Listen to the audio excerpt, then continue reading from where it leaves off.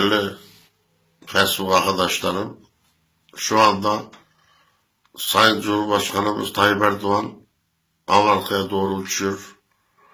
Biraz sonra Amerika'ya varır veya sabah karşı işte. Obama artık dinliyor Cumhurbaşkanımızı şimdi. Cumhurbaşkanımızın terör örgütü dediği örgütlere artık Obama kabul ediyor ve terör örgütü olarak kabul ediyor ve boyun eğdi yani Cumhurbaşkanımız Obama yeniden. Şu anda her şey yolunda. Türkiye'nin istediği oluyor.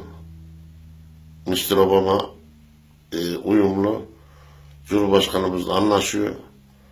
Sorun yok. Türkiye geleceğini parlak görüyorum.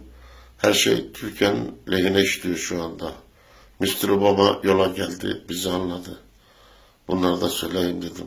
Teşekkür ederim beni dinlediğiniz için. Sağ olun kardeşlerim.